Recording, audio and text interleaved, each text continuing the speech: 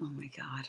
And good morning, everyone. Welcome to After 9, our social media extravaganza. It's Mike and Lisa from AM800, Windsor, Ontario, for our international viewers. If you're watching somewhere in the U.S., we'd love to see your comments this morning on the U.S. election. Good morning, Lisa. How tired are you this morning? Iffy. Usually it takes a while to catch up, right? Like if you had a late night, you don't usually feel it that day. It'll be like later in the day or the next day.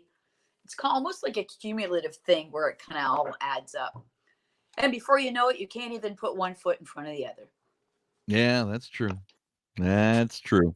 That is Well, it it. was a what's that? That is it. That is it. That is the bottom line there from Lisa Williams, my fine co-host. So, yeah, bottom line is that we do not know who has won the U.S. election yet. We might not find out even today, maybe Friday. Too close to call in many of the big swing states, including our friends and neighbors over in Michigan. And Trump declared victory early this morning at 2 a.m. and is calling the process a major fraud and wants the he said voting stopped. I would assume he meant counting of the votes stopped, which does not make sense at all.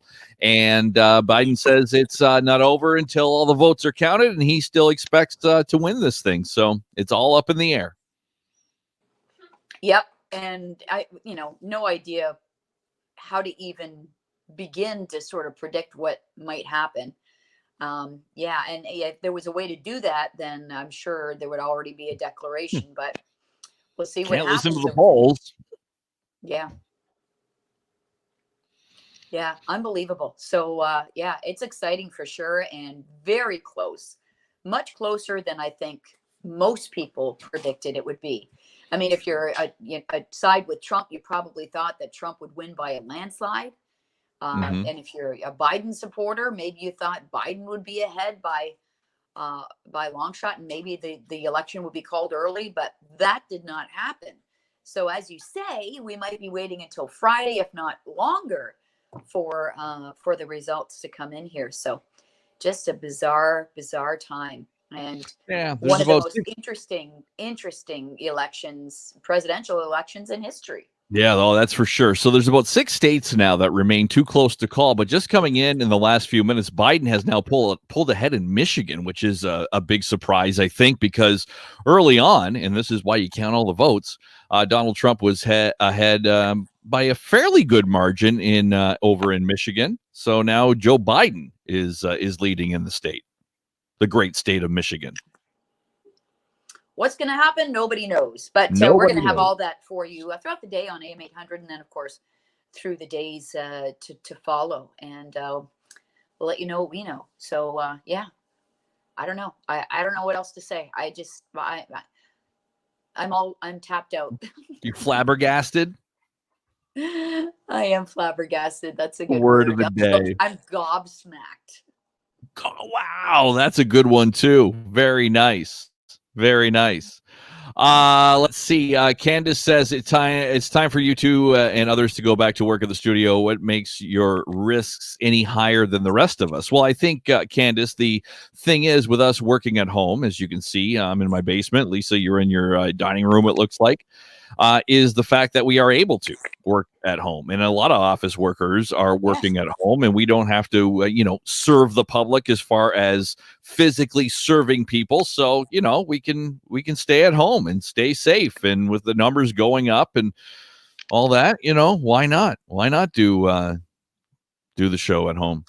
Yeah, and it's basically a Bell policy right now. So Bell, our parent company, is calling the shots, and if we can work from home, that's what they want us to do. So no word on when they want us back in the studio. I would imagine it'll be Jan, Feb, maybe even March before we get back there. Yeah, that's what they're saying.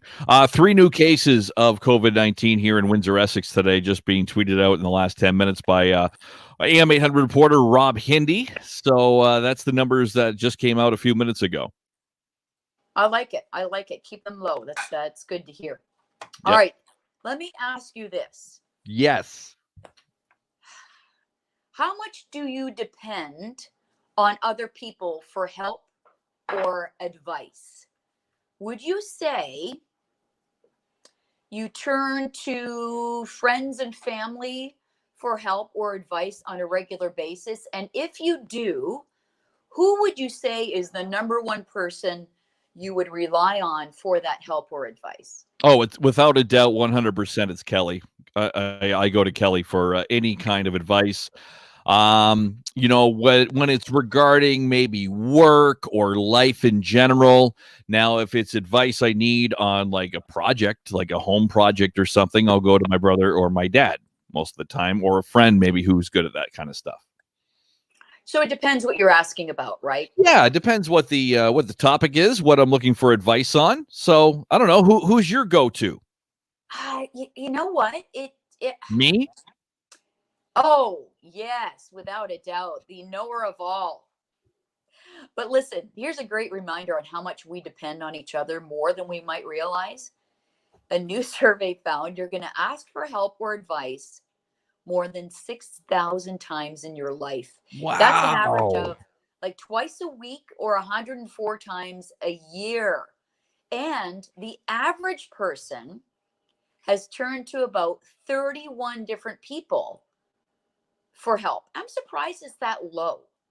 Yeah, I guess different points of your life, you're closer to some people than you are others. Like, I mean, if you're talking about your entire life, you're going to go to your best friends when you're in high school, and then maybe your, mom and dad know nothing when you're a teenager. So I'm not going to them for advice. So I think depending on who you're close with at that time, that's who you're going to for advice. But the most people say the person they turn to the most is mom. Mom. There you go. Do your kids come to you for advice? Yes, they do. Yes, they do. Oh, All the nice. time. Yes. Whether or not they want it, I give it to them. Well, that's the thing, right? Moms will give advice that's unsolicited all the time. Listen, here's my mom's line. Carol, if you're watching, right? I don't want to tell you what to do, but ... Yes, yes. Now I'm pretty lucky. They come to me and ask me a lot of stuff, which is great. Now listen, the other person or thing people turn to the most for advice or help is Google. Oh, yeah. Oh, big time. Google Google's and taking YouTube. over from mom. Yeah. Yeah. YouTube is another one. And as far as the topics they're asking for help or advice on, there's fashion advice. A lot of people ask Okay. their friends. There's advice when someone's sick. A lot of people ask their mom. Help buying a home or moving into a new place. They go to dad. Parenting advice. They ask mom. Tech help, a partner or a spouse. Car advice, dad. Cooking advice, mom. Career advice, our partner or spouse. Financial advice, they go to dad. And relationship advice, usually it's friends. Make sense? Makes total sense. Yeah. That makes total sense. That makes total sense to me. And yeah, thank goodness, I do a lot of like home renovation stuff, and I don't really know what I'm doing a lot of times. I got to install coming up this weekend, and next week I'm off again. I'm going to be installing what's it called? Vinyl floor. Never done it before. I've been watching plenty of YouTube videos on how I can do this. Even with painting, you think of a simple thing as painting. I painted a million times. Stuff comes up though, and let's go to the YouTube. And I do, and I learned how to like cut in at the ceiling, between the ceiling and the wall. So got a great technique now. I don't have to tape. Got a pretty steady hand. Got a good brush. I'm all good to go. Yeah, I think the key with cutting is a good brush and the angle Mm. of the brush. And yes, focus, laser sharp focus. And you're right, it Yep. saves a lot of time without having to tape. I hate taping. Oh, taping sucks. And even if you tape, like if you tape at the ceiling and the wall, and I can see it in my bathroom right now. I did that years ago now when I first moved in. You take the tape off and there's no straight line. You didn't, weren't straight. The taping wasn't straight, and boom. So what you do, you get a good angled brush, and you put a lot of paint on your brush, and you kind of get close, not real close, but a little bit close, and you put a lot of paint on. Then you take said paint that's on the wall, turn the brush sideways. Where's my camera? Sideways. And then go across in a straight line. It works. Beauty. They say the first coat, get within about 1/8 of an inch. You don't have to get right to the thing. And then the second one, then you get right to the wall. The paint helps it hold it a little bit better. Patricia says, good morning, Mike and Lisa. Love this afternoon on Facebook. Thank you, Patricia, for watching. I'm baking strawberry banana bread this morning. Doesn't that sound good? That sounds delicious. Don't be afraid to send some over, Patricia. Strawberry banana bread. I would have never thought to put strawberries in my banana bread, but you know what? That sounds really, really good. Yeah, that does sound good. I want to try some of that business. Christina says, go with ceramic tiles the best. Well, I put in ceramic tiles before in my kitchen and hallway. All good, leaving those and putting in the vinyl flooring in the living room and dining room and hallway and bedrooms and all this stuff. It's going to be a big, massive undertaking next week. Love it. Good. And you're off next week, and then I'm off the following week, so we won't see each other for 2 weeks. Oh, bummer.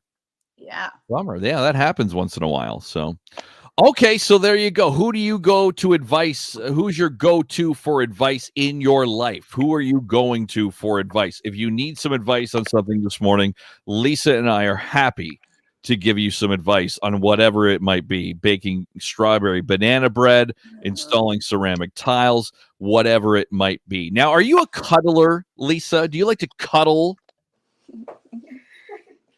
Sarah thought that was a funny question. Sarah, can we get Sarah on after 9? Not this morning. Not this morning. Oh no, not camera ready. I'm taking it. She's eating her avocado toast with egg. Oh, well, la-di-da, Sarah. The avocado toast. Enjoy. Am I a cuddler?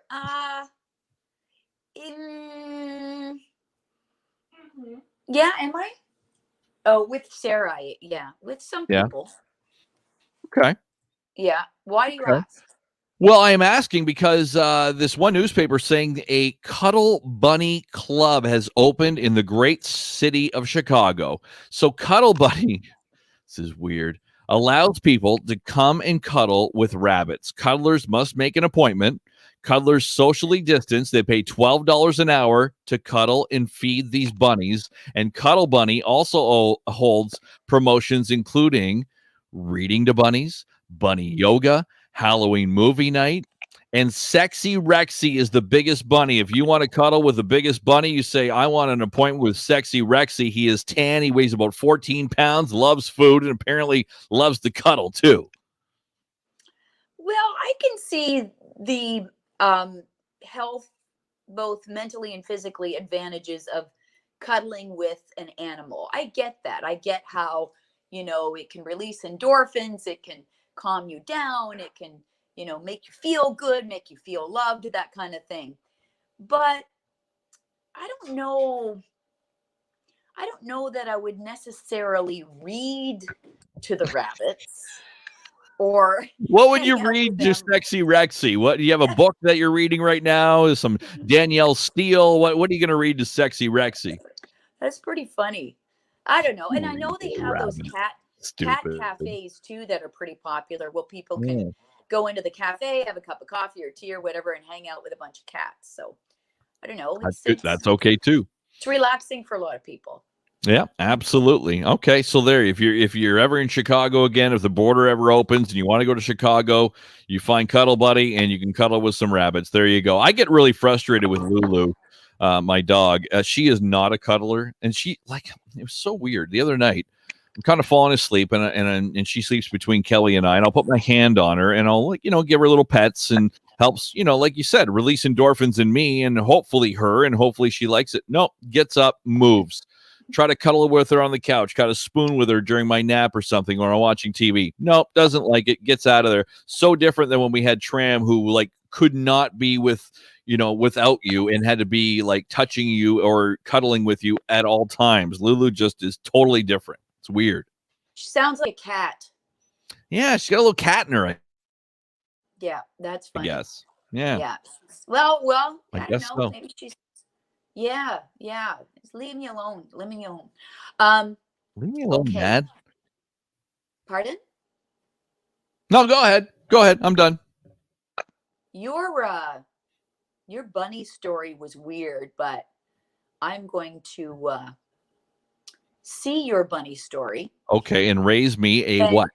raise you another weird story. If you Okay. are somebody who likes the smell of an old book, you know when you go into like a library or you have an old book of your parents or whatever and you open it up, there is that smell, right, to old books, Mm-hmm. and you know you're holding a piece of history. And for some people, that's like that's an awesome smell. Well, put then on your Christmas list the new fragrance, old book smell fragrance. I think of like a musty smell. Yep. Yep. There's a famous bookstore in Portland, Oregon, selling the new unisex fragrance that lets you smell just like books and old books. So you can pre-order it now, $25. It will be sent to you in time for Christmas, and you too can smell like an old book. What strange smells do people like? Are there smells out there? Like, do you like musty book smell? Do you like the smell of, I don't know, what could it be? Like, I don't like the smell of campfire. It just bugs me. But a lot of people What? do, right? Yeah. What? Yeah. I I don't know. It bugs me. I get migraines in certain sense bug me, and that is one of them. Even okay. when I cut a piece of wood in my workshop, I got to wear like a COVID mask in order to not smell the wood. But are Wow. there weird smells that people like? Okay. I think, well, first of all, fires like that, that's up there on my most favorite Love, scent. right? Okay. Yes. But I've always thought it was weird. And I had friends who liked the smell of gasoline. I never understood Oh that. yeah, I do. Love I'm it. down with some gasoline. Really? What about Yeah. nail polish? No, awful smell. Um, Sharpies. A lot of people love the smell of Sharpies. There's a good old glue sniffer in every classroom, I'd say. There's one in every class. One in every class. Oh, he's a glue sniffer. Hmm. Um, Christina says she loves barbecue smell. Barbecue smell is outstanding. And I don't know if that would count as strange, but that's a great No. smell. If the neighbors are barbecuing, you instantly want to barbecue yourself and get something on your barbecue. What about chlorine? Do you like the smell of chlorine? No, no. I guess for some, you just kind of get the whole, maybe the memory thing going of being a kid, swimming a lot, hanging out with friends. I don't know. I don't I like know. No. I like the smell of a match when it's been blown out, like after you light a candle. I like that smell. Or if you Yeah, go for that's not that bad. fire. That's a good one. That's a little strange. That's a little strange. Someone just Uh, said tennis balls. Tennis balls. Yeah, tennis balls do have a smell. You're right. Fresh out Yeah. of the pack tennis balls. They do have a weird kind of, I don't know, rubbery smell, something like Yep. that. Hmm. Yeah, I can see that. How about the smell? Tram used to have a smell because he had, of course, a million different health issues. One of the things he had was that he would get like this buildup, and this is gross, in his ears, and he'd have like a yeasty smell. And I used to like that smell for some reason. Maybe because it was just coming from him. I don't know. Yeah, that's gross. It's gross. You liked the smell coming from his ears that were Yeah. infected. Yes. Okay. And it was like, actually, it was like one of those things. I don't know if I like this smell. And you keep smelling it. Okay. You know what I mean? You ever get like that? I don't know if I like this. I don't know if I like this. Come here, smell this. Smell this. Do you like this? I don't know. I don't know. I'm not sure about this. Drywall is on a list I found. Oh Uh, yeah, there is a smell to that. And the wall patch, been doing plenty of that around my house. There is a smell to that. I don't know if I like it or not, but yeah, okay. That's Shoe strange. stores is on this list. Shoe stores. Shoe stores Oh, have a like the smell? leather from the shoes. I guess. Yeah, maybe. Is They are. Sarah still, your daughter Sarah, still selling shoes? Yep. Yeah. Does your store have a smell? My store smells good, but I don't think it smells like shoes. It smells like, it always smells like a little bit like this scent. And I always ask if we have like one of those wall plugs, and we don't. It smells like vanilla. I don't know. Their store smells good, but it has nothing to do with shoes. Yeah, we were able to hear her, so that's Yeah. cool as she enjoys her toast and avocado this morning in your kitchen. Yeah, go see Sarah if you need a pair of shoes at Devonshire Mall. Go see Sarah today, Lisa's daughter. How about this one? Steven says for us older watchers, the old Ditto paper, freshly run in grade school. Remember that Ditto paper, that awful paper, and it did have like an ink type smell. That was another smell. I don't know if I like this. Let me sniff it some more. It was the toner, isn't it? Yeah, I think so. Yeah. Yeah, ink smell. All right, I'm done with the smells. You're done with the smells? Ooh, that smell. Should we play that song, your favorite song? That's my absolute least favorite song. The song about that. I don't know. I think it's what was it disgusting. about, by the way? I don't even know. Where's Steve Bell? He would know. What's ooh, that smell about? Like, what are they smelling?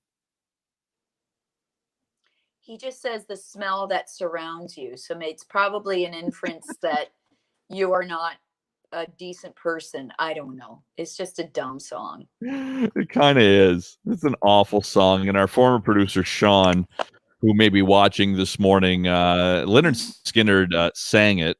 And it is called That Smell. Like, what an awful title, even. And Sean used to play this for us all the time when we have a topic such as this. Yes. And then I'd tell him to never play it again, and he'd always play it. Yeah. Then he would. Yeah, it's weird. Our now current producer Ed, says smell the roses. Yeah. Roses smell awesome. All right, I'm done with the smell topic. I'm done with you today. And yeah, let's see what the day holds and the day brings. I'm exhausted. Yeah, I think all of us are tired. It's going to hit me more tomorrow. I don't feel awful today. It always hits me 2 days after, so don't expect much tomorrow, by the way. Okay. You're right off already. Okay. Yep, right off already. There you go. Wait, one last note. Here is producer Ed with the info we need. Inspiration for the song was the increasing recklessness or reckless indulgences of the band members, culminating in the evening when guitarist, this is way too long, got drunk and high, survived the crash of his new Ford Torino in an oak tree in Jacksonville, Florida. Well, that's weird. I still don't get it. I still don't get it either. Let's not even talk about that song anymore. And let's end this after 9. Have a great day, everyone. We'll be back tomorrow morning, 5 to 9.